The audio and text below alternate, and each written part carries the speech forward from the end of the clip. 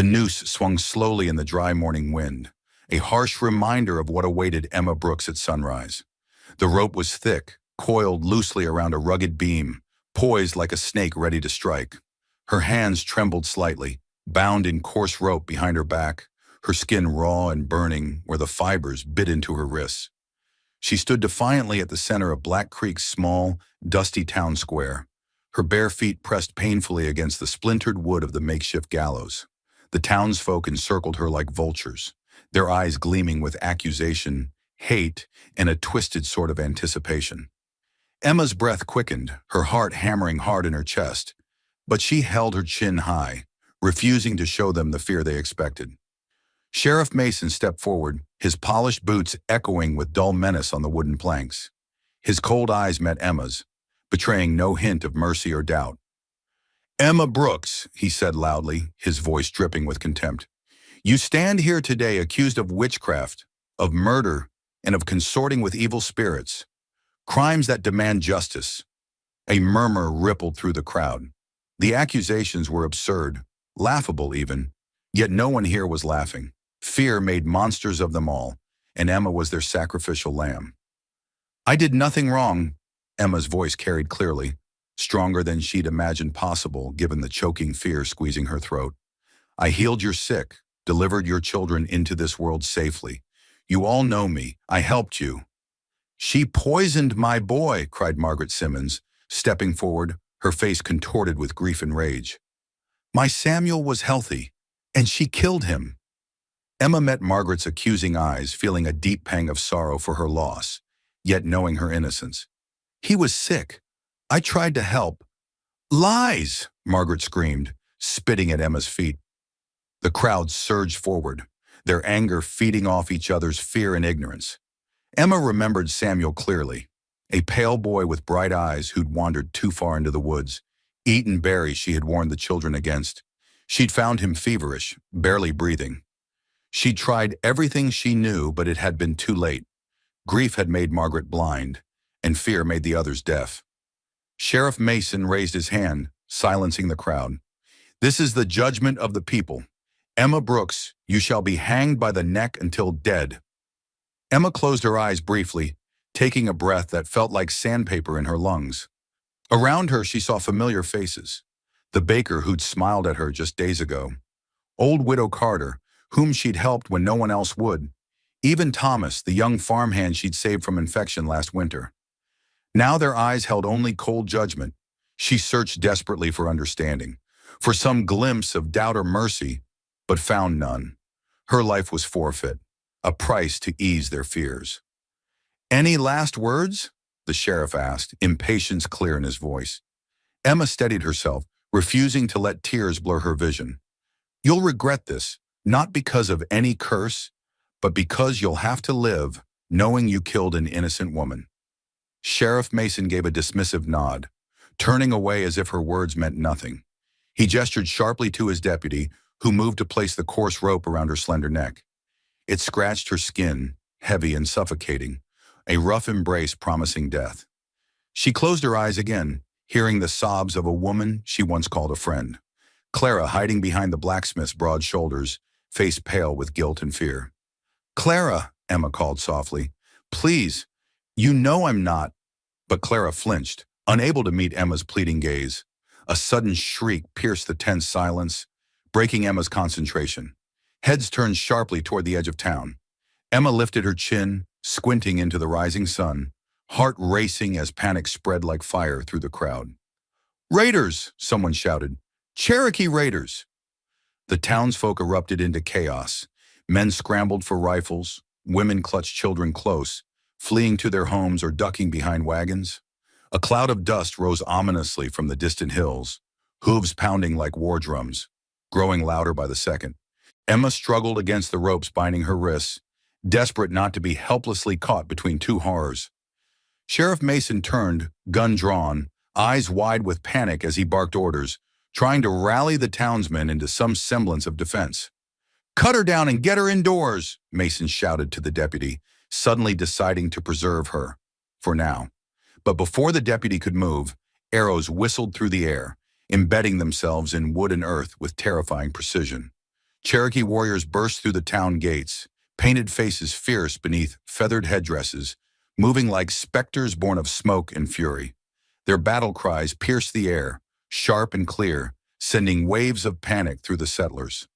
Emma saw the deputy fall, struck by an arrow, his pistol slipping from limp fingers. She screamed, pulling at her bonds, rope biting deeper into her skin. Smoke from rifles clouded the air, the smell of gunpowder choking her senses. Then amid the chaos, one warrior stood out clearly. He was tall, strong, and his face marked with streaks of black and red. He moved with lethal grace, dispatching threats swiftly. His eyes found Emma's, locking onto hers with a look not of cruelty, but of recognition. Her breath caught. She didn't know this man, yet in that brief glance, something unspoken passed between them. An understanding, a flicker of shared humanity. He moved swiftly toward her, knife flashing as he cut the ropes binding her wrists and neck. Emma fell forward, coughing and gasping. Strong hands caught her, pulling her onto a waiting horse. "Hold on," the warrior commanded roughly, his voice deep and authoritative. Around them, gunfire cracked and echoed, but Emma was already leaving it behind, clinging desperately to the stranger as the town faded into chaos and smoke. As they galloped toward the distant hills, she turned one last time. Black Creek was burning, the town that had betrayed her, swallowed by the violence of its own hatred. She didn't feel sorrow, only emptiness, and a growing determination to survive, no matter what awaited her in the Cherokee camp. She had faced fire, hatred, and death, yet she still lived. Something fierce stirred deep within her, a spark refusing to be extinguished. She wasn't the frightened woman they'd tried to break. She wasn't a witch, a murderer, or a victim. She was Emma Brooks, and this was just the beginning. The sunlight was sharp and blinding as Emma stirred awake. Her body felt heavy, bruised by the rough ride, every muscle aching as though she'd been trampled beneath the hooves that had carried her here. Sitting up slowly, she realized she lay upon a soft bed of animal furs beneath a shelter made from hides stretched over wooden poles. The air smelled faintly of smoke, herbs, and the wild grasses that surrounded her. She wasn't bound. There were no ropes, no chains, nothing that spoke of captivity. Her breath caught in surprise. She'd expected something darker, crueler, but instead found herself strangely unharmed. Her wrists were tender, red lines still vivid from where the ropes had cut into her skin, but she could move freely. As she adjusted her vision, the scene unfolded before her. She was within a Cherokee village, nestled in a lush valley protected by high hills. Around her, women worked quietly, grinding corn, stitching hides, preparing food. Children played in clusters, their laughter ringing out clearly.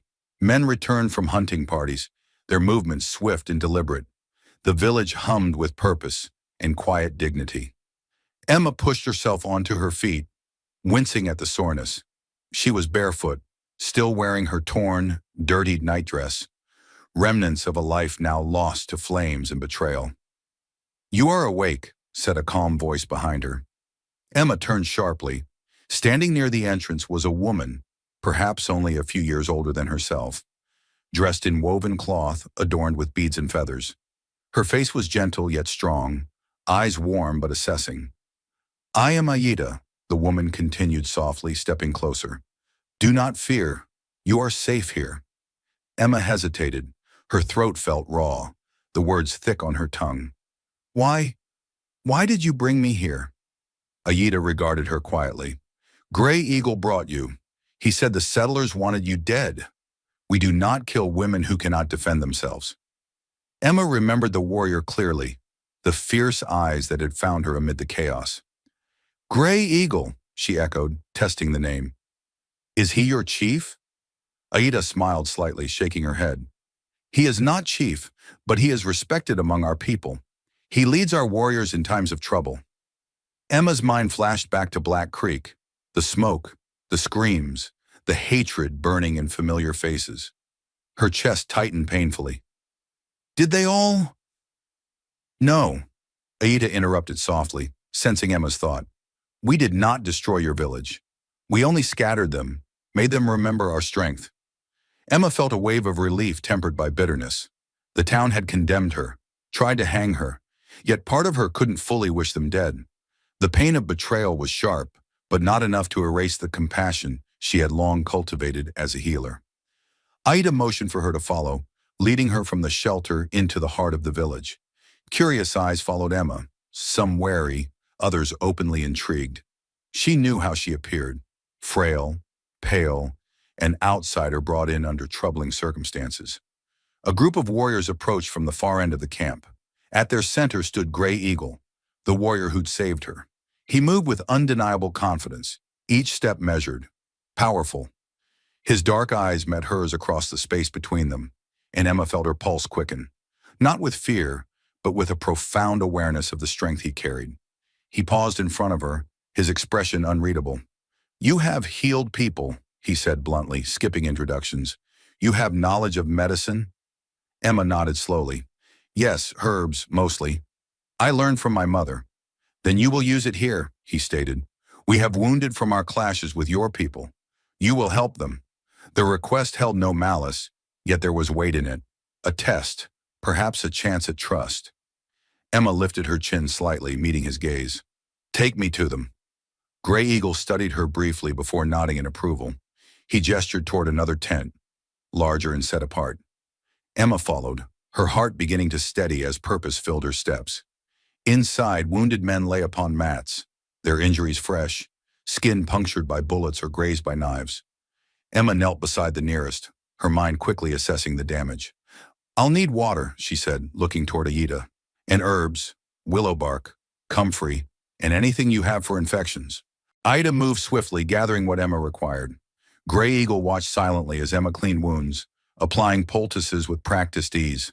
Her fingers were gentle yet certain, a healer's touch born of experience and compassion.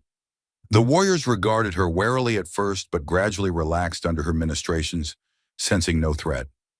Hours passed quickly, and by sunset Emma felt her confidence return, her purpose clear once more. As she finished, she wiped her hands, noticing Gray Eagle still observing her carefully.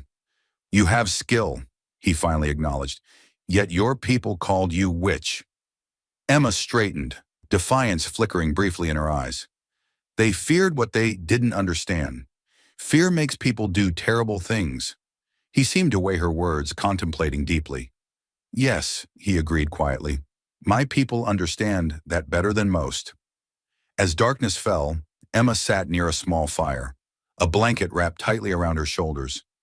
Ida offered her a bowl filled with stew, rich, nourishing, and flavored with herbs she did not recognize. Emma accepted it gratefully, hunger finally overcoming her uncertainty.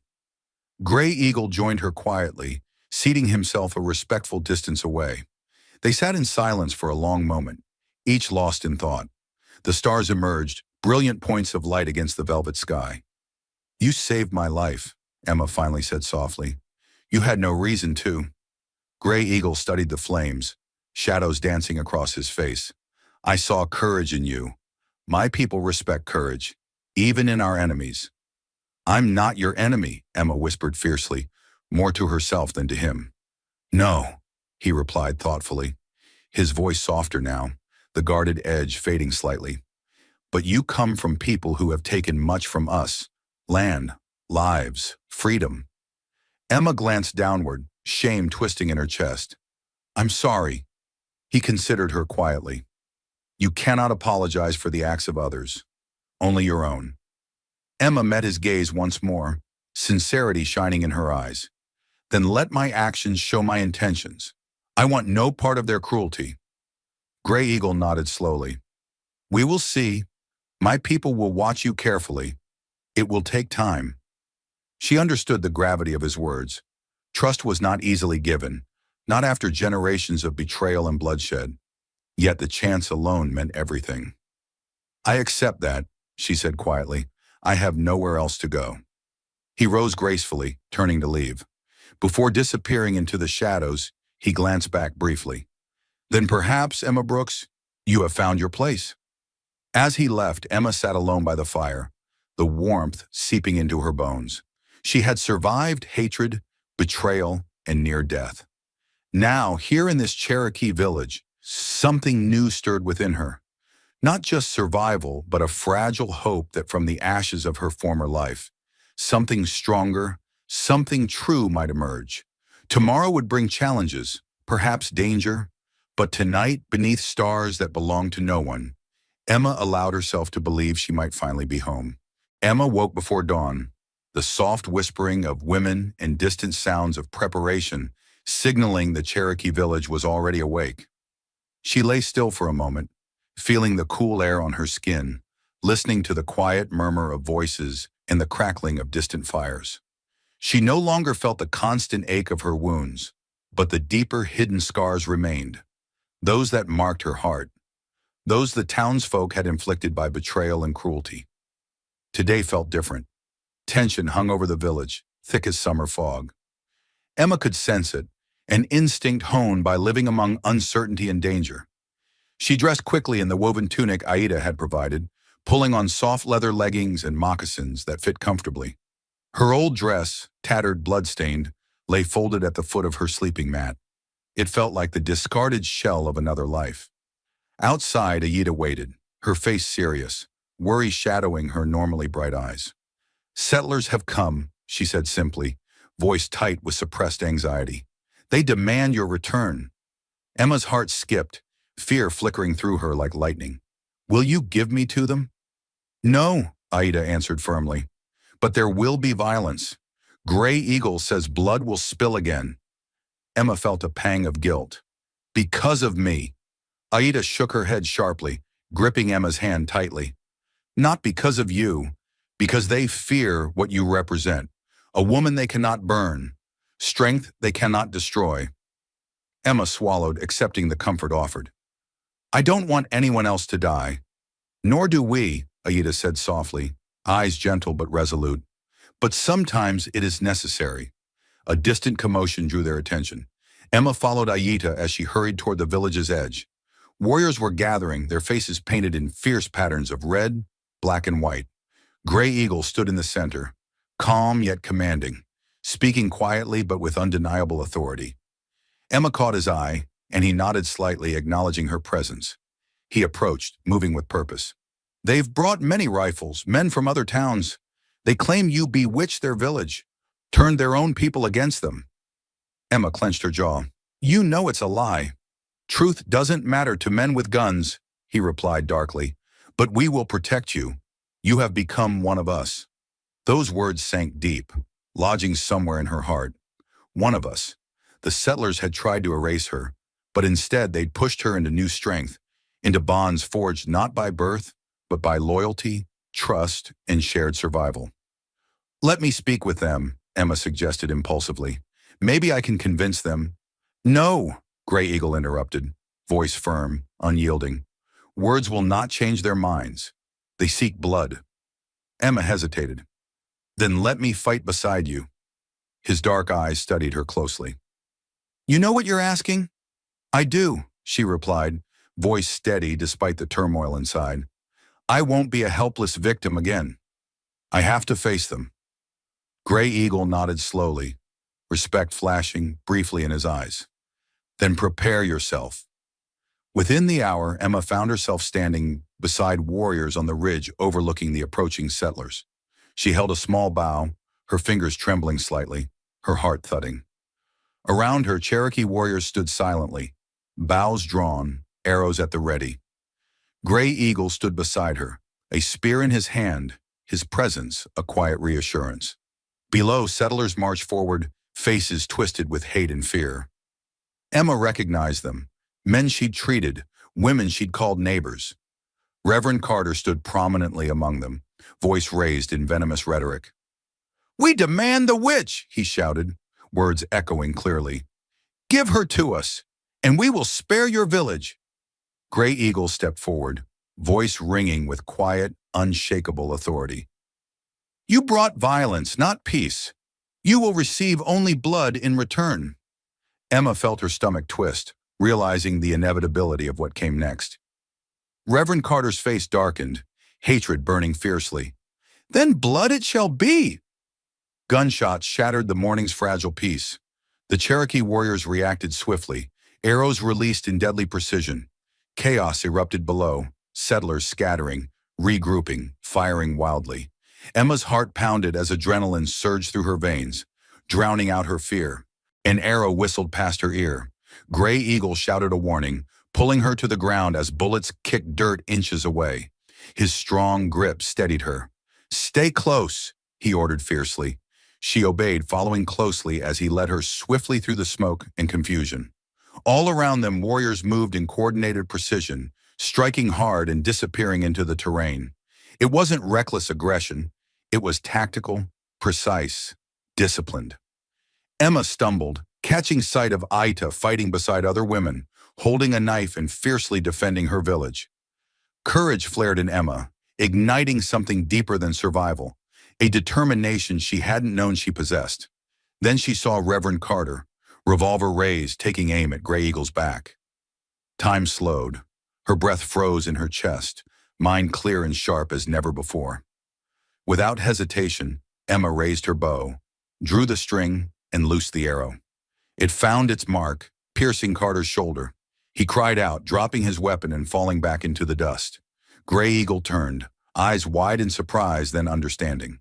"You saved me," he said, voice low with gratitude and respect.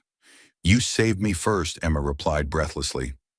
The settlers broke ranks, fleeing toward their wagons, leaving wounded and dead behind. The battle had ended swiftly, decisively, but not without loss. Bodies lay scattered, lives forever changed. As the dust cleared, Emma stood trembling, her hands slick with sweat, heart still hammering wildly. She had taken a life, or nearly so, and felt the weight of it heavily. Yet deeper still was the certainty she'd done what was necessary, what was right. Gray Eagle approached quietly, blood smeared on his arm, face streaked with soot. "You fought bravely." Emma met his gaze. "I had no choice." "You always have a choice," he corrected softly. "You chose courage." She swallowed, the truth settling deep within her. "What happens now?" Gray Eagle gazed at the horizon. "They will not return soon. They have tasted defeat, but they will always fear you. Your survival mocks their hatred." Emma looked around the battlefield, the reality of violence stark and unforgiving. Yet among these people, she found something powerful, something real: community, acceptance, honor. Bonds not broken by fear or superstition. "I'm not afraid anymore," she said softly, realizing the truth even as she spoke it. Gray Eagle nodded, eyes gentle but fierce. "Good. Fear is their weapon. Courage is ours." That evening, around the fire, the tribe mourned their losses. Songs were sung, prayers whispered, stories shared. Emma joined them, her voice blending quietly with theirs. They did not speak to her with suspicion now, only quiet respect, cautious admiration. As night deepened, Emma sat beside Aida, feeling a comforting warmth she'd never known among her own people. "You are changed," Aida whispered, a gentle smile playing at her lips. Emma considered her words carefully. "Yes," she agreed softly. "But maybe I am becoming who I was always meant to be." Across the fire, Gray Eagle watched her quietly, approval and something deeper flickering in his gaze. Emma met his eyes briefly, a quiet understanding passing between them. She was no longer the frightened girl they tried to burn. She was no longer helpless or silent. She was something more, a survivor, a healer, a warrior in her own right. And no matter what darkness came tomorrow, she knew she'd face it with courage forged by fire and blood, stronger than she'd ever imagined possible. The morning sun crested the horizon, washing the Cherokee village in gentle gold. The scent of campfires lingered, mixing with the bitter aftermath of yesterday's violence. Emma sat quietly on a hilltop, knees tucked beneath her chin, watching the sun chase shadows from the valley below. Her mind was restless, heart heavy, yet within her stirred an undeniable strength, a strength she'd never known existed. Footsteps approached softly behind her. Without turning, she recognized Gray Eagle's quiet presence, solid and steady, a comforting anchor in a sea of uncertainty. "They will return," she said softly, eyes never leaving the sunlit landscape. "They'll never stop coming." He settled beside her, his gaze following hers. "Perhaps, but each time, they find our resolve stronger." Emma nodded slowly, feeling the truth in his words. "But so many have died because of me." "No," Gray Eagle said firmly. because they fear what they do not understand. Your survival challenges everything they believe. They fear that power. She looked at him then, his dark eyes calm yet resolute. I never wanted to fight, but now I can't imagine turning back. You've found purpose, he said, eyes gentle. Purpose born in fire.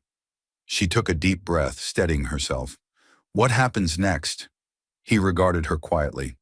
We rebuild, we heal, we become stronger. And when they come again, we will face them, unafraid. She glanced back toward the village where people moved slowly, tending to the wounded, rebuilding shelters. There was sadness, but also resilience, determination etched into every face. I want to stay, Emma said quietly but firmly. If you'll have me? Gray Eagle looked at her, his face breaking into a rare, genuine smile. You have already proven you belong. Days became weeks and the village slowly healed. Emma worked tirelessly alongside Aida, preparing medicines, stitching wounds, and comforting those who mourned. Her skills grew, her knowledge expanded, and gradually the villagers' caution transformed into genuine respect. One evening, sitting beside the communal fire, Emma listened as elders shared stories, their words weaving history into wisdom.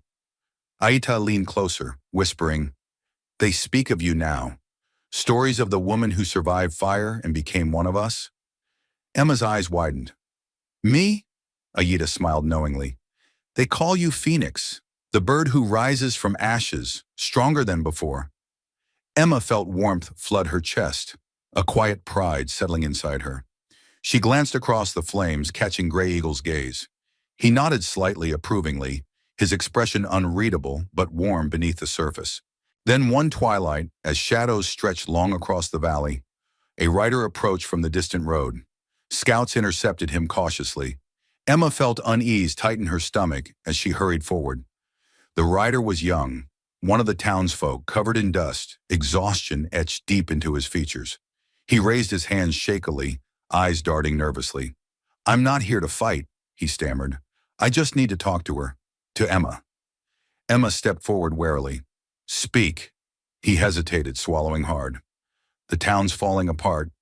Reverend Carter died from his wounds. Those who followed him are leaving. Some fled, others just wait, afraid you'll seek revenge. Emma studied him carefully, recognizing genuine fear and something more, something akin to remorse. Why come to me? Because you're the only one who can end this, he replied desperately. They think you become some kind of demon. But I saw you fight. You're just a woman who survived. Please, show them you're not their enemy. Emma considered his words carefully, her heart heavy with memories of betrayal, cruelty, and pain. Yet deep inside, the quiet strength she discovered grew steadier. She looked to Gray Eagle, silent at her side, seeking guidance. He merely inclined his head gently, eyes conveying silent trust.